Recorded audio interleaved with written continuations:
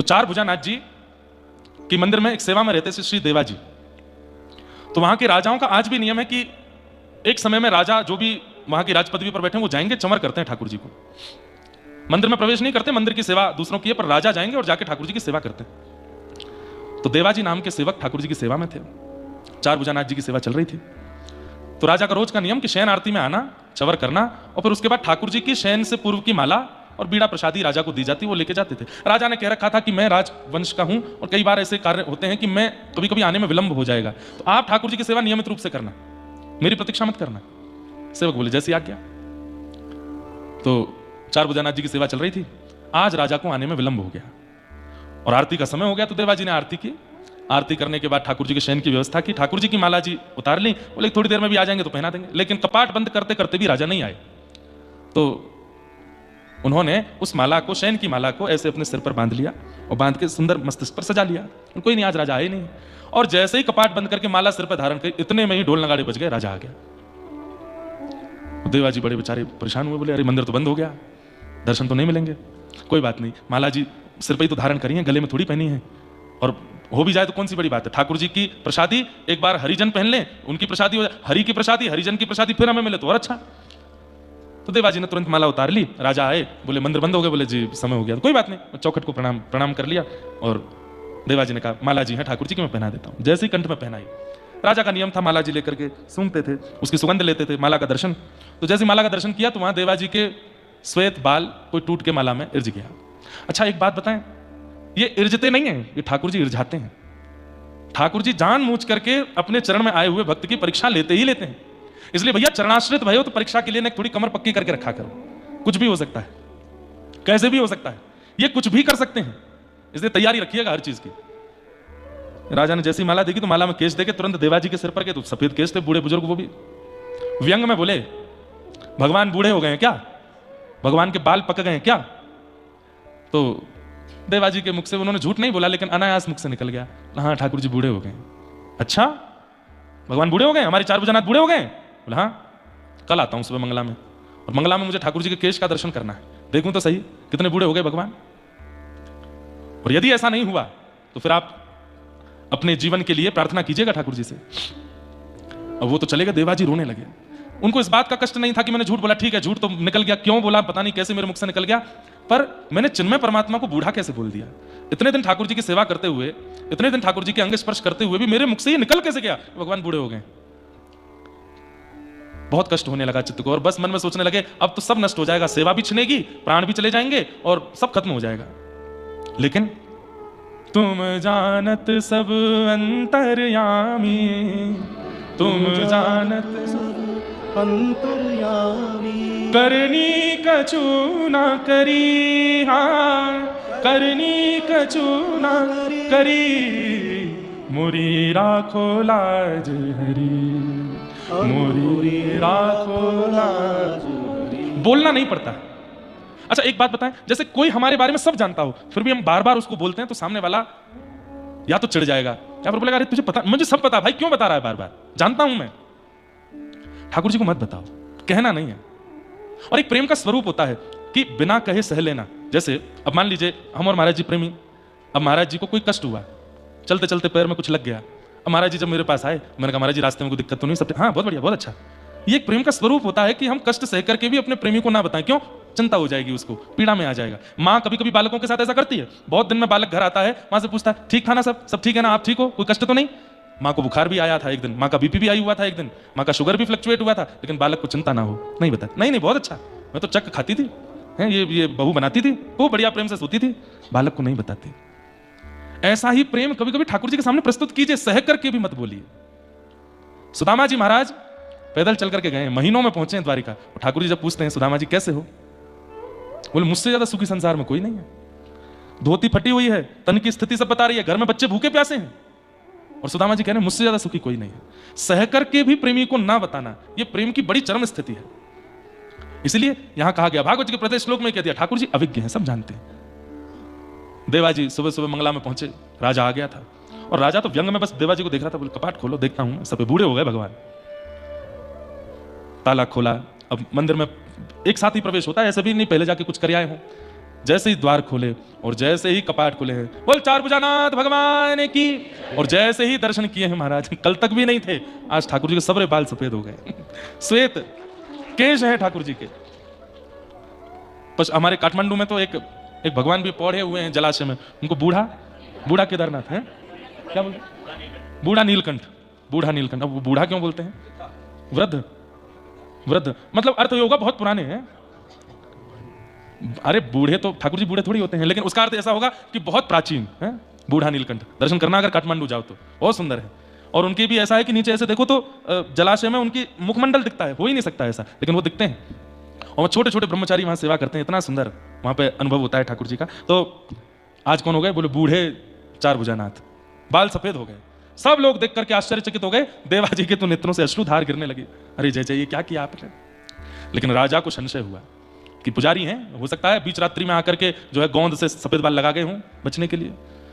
भीतर प्रवेश कर गए गर्भगृह में और देखने के लिए ठाकुर जी के केश पकड़ करके खींचे, तो कहते हैं जैसे ही खींचे, कमल नयन भगवान जो बिल्कुल मंद मुस्काते हुए खड़े थे चार भुजानाथ जी, तो जैसे केश खींचने पर एक शिष्कारी मुख से निकलती है और भौहें ऐसे हो जाती हैं, और व्यक्ति को जैसे पीड़ा में उसका मुखमंडल हो जाता है, चार भुजानाथ जी के मुख से शिष्कारी निकली और जैसे केश खींचने पर जो आवाज आती है या जैसा मुखमंडल, बिल्कुल वैसा मुखमंडल हो गया। और उसका दर्शन सबने किया, उस राजा ने भी किया। और उससे भी ज्यादा कष्टदायी, जब केश खींचे तो एक केश टूटा और वहां से रक्त प्रवाह होने लगा। राजा के नेत्र सजल हो गए, मुझे क्षमा कर दो नाथ, बहुत बड़ा अपराध हो गया मुझसे, मैं बहुत बड़ी भूल हो गई, मैंने संशय किया, आप पर तो किया ही किया, आपके भक्त देवाजी पर भी किया, मुझसे बहुत बड़ी भूल हो गई। जब बाहर आए ठाकुर जी को अपने ऊपर संशय, ठाकुर जी पर संशय हम लोग करते हैं ना, ठाकुर जी को इतनी पीड़ा। वृंदावन में कभी कभी दुकानदारों के यहाँ देखने में बहुत कष्ट भी होता है, ऐसे घुमा घुमा के लड्डू गोपाल देखते हैं, ये वाले बढ़िया नहीं है, इनके पाम थोड़े ऐसे हैं, इनके ऐसे, ये वाले दो, ये वाले। ठाकुर जी पर संशय क्या करना? ठाकुर जी सब मंगल में है, ठाकुर जी में नाप तोल क्या करना? और देवाजी की उस भक्ति पर ठाकुर जी रीझ गए और बिना कहे ही करके दिखा दिया, उनके प्रेम लक्षणा भक्ति को स्वीकार करके दिखा दिया। चार थे स्वविज्ञ स्वराट, ठाकुर जी अविज्ञ हैं। और कैसे बोले? स्वराट, उनको किसी से प्रकाश की आवश्यकता नहीं, वो स्वयं प्रकाशवान है। कृष्ण लीला में वर्णन करते हैं कि भगवान के सामने पूतना आदि राक्षस आए, सबको ठाकुर जी पहचान गए। यशोदा मैया और सब गोपियां अंधेरे में छीके में मटकी रखती हैं, तो ठाकुर जी अंधेरे में जाते हैं। कृष्ण करणामृत का एक श्लोक है, मुझे याद नहीं है, मैं आज ढूंढ के कल सुना दूंगा। वहां पर श्री विल्लु मंगल जी एक बहुत सुंदर वर्णन करते हैं। इस वर्णन को आप केवल अनुभव करो, सुनो मत। क्या कहते हैं कि श्री कृष्ण का तन कैसा है, श्री कृष्ण का वपु कैसा है? बोले वो जितने अंधेरे में जाते हैं उतने ज्यादा सुंदर लगते हैं, जितने प्रकाश में रहते हैं सुंदर तो तब भी लगते हैं, लेकिन वो जितने सघन कुंज में जाते हैं जहां सूर्य का प्रकाश ना पहुंच रहा हो, असंख्य वृक्ष वल्लरियों के बीच में, किशोरी जी जब जब भी श्याम सुंदर से मिलती है निकुंज में ही मिलती हैं, क्यों? जहां सूर्य का प्रकाश ना पहुंचे। और वहां जब ठाकुर जी जाकर के बैठते हैं अंधेरे में, तब ठाकुर जी की नील सरोवर कांति जब उठने लगती है। कैसा है ठाकुर जी का तन? अभिनव जलधर सुंदर, अथाह जलाशय जहां होता है तो गहरे जल का जैसा वर्ण होता है वैसा वर्ण है ठाकुर जी का, और अंधेरे में वो और खिलने लगते हैं। तो किशोरी जी ठाकुर जी को और अंधेरे में ले जाती हैं और भीतर ले जाते हैं, और जहां पे सूर्य का प्रकाश ना हो वहां ले जाके बैठते हैं। और वहां जाकर के किशोरी जी जब ठाकुर जी को देखती हैं, ऐसा सुंदर अंग प्रकट होता है ठाकुर जी का, ऐसी सुंदर कांति दिखती है ठाकुर जी की। सूर्य में ठाकुर जी इतने प्रिय नहीं लगते जितने अंधेरे में प्रिय लगते हैं। वो तो विनोद की बात है, हम लोग ठाकुर जी को ऐसे बोल देते, कभी कभी आनंद विनोद में बोल देते हैं, कालिया बोल रहे हैं, कजुकारो ठाकुर। शालिग्राम भगवान है, इनके संग एक क्रम करके देखो, घनघोर अंधेरा में शालिग्राम भगवान को देखो, बिल्कुल कृष्ण कांति है शालिग्राम भगवान की, ऐसे ही है ठाकुर जी। शालिग्राम भगवान को कभी, ये मैंने भी किया नहीं है, लेकिन विल्लु मंगल जी ने कृष्ण करणामृत में कहा है तो एक बार करके देखो, अंधेरे में ठाकुर जी को देखो। और सुंदर बताऊं, बहुत धीमा सा दिया जला दो और तब घर के ठाकुर जी का दर्शन करो, बहुत सुंदर लगते हैं। दिए में ठाकुर जी का मुखमंडल जितना, इसलिए दक्षिण भारत में कहीं भी चले जाओ, कहीं लाइट नहीं है गर्भगृह में, सब जगह दिए में ठाकुर जी। हमारे वृंदावन के बिहारी जी भी दिए में ही दर्शन देते हैं, और भी कई, दाऊ जी में, हमारे ब्रजमंडल में दाऊ जी भी दिया में ही दर्शन देते हैं। कृष्ण वर्ण जो है उसका जो ठाकुर जी का अंतः प्रकाश जो है वो अंधेरे में ही दिखता है। बद्री विशाल भगवान, वहां पर भी दिया जलता है, वहां पर भी अंदर लाइट नहीं है, बाहर से भले लगाते हैं, लेकिन ठाकुर जी का अंग कैसा है? स्वराट, वो अपने प्रकाश से प्रकाशित रहते हैं, अपने प्रकाश से प्रकाशित रहते हैं, तो इतना आनंद कर देते हैं, तो इतने आकर्षक हैं। चार थे स्वविज्ञ स्वराट, तेने ब्रह्म हृदय आदि कवये मुह्यन्ति यत्सूरयः, ब्रह्मादि देवताओं को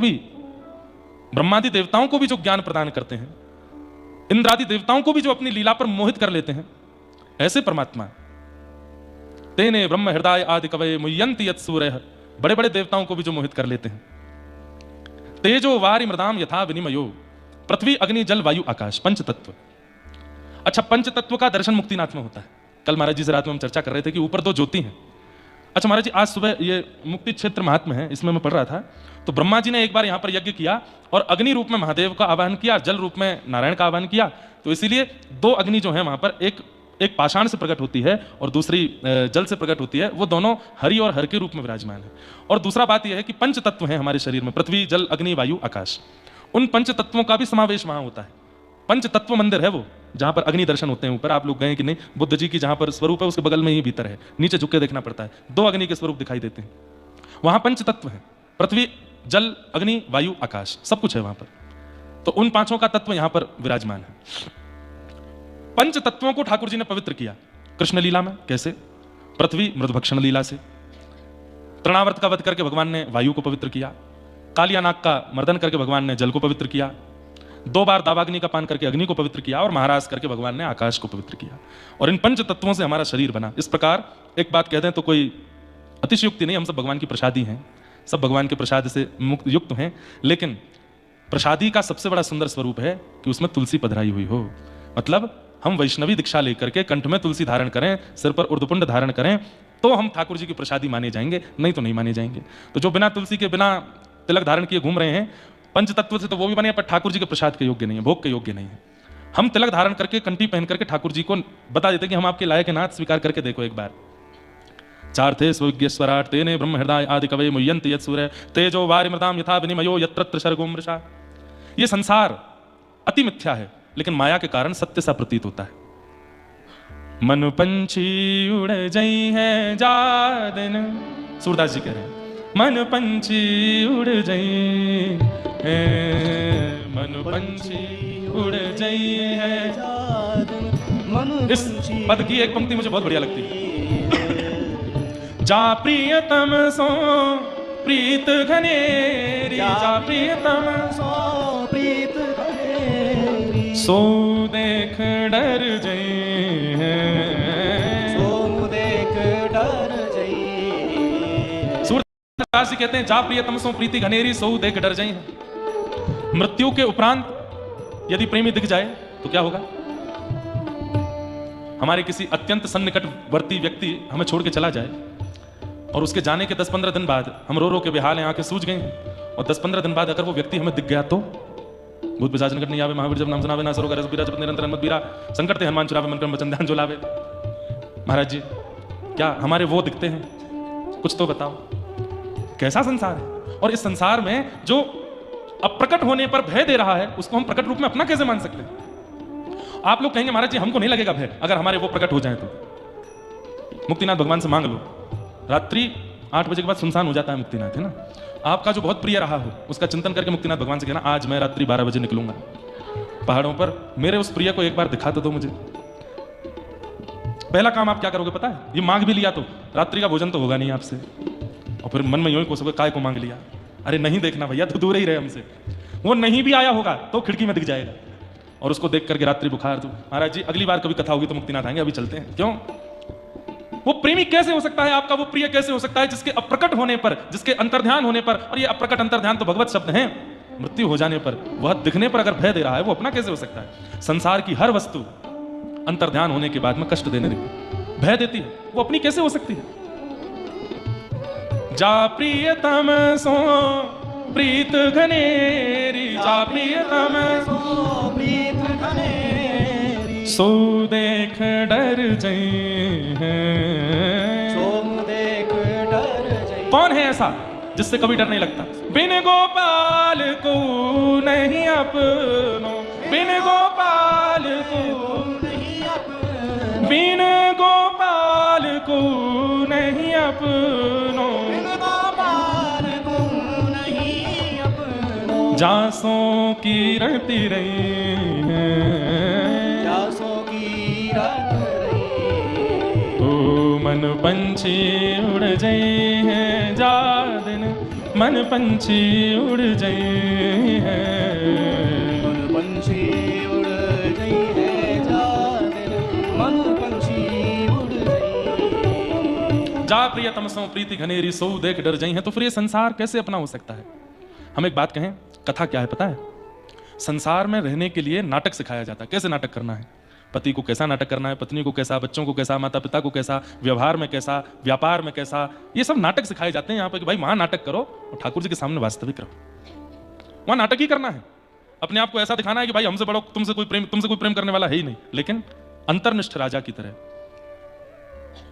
प्रिय तो केवल राघव है, प्रिय तो केवल माधव है, उनसे प्रिय कोई नहीं है, प्रिय तो सबसे ज्यादा वही है।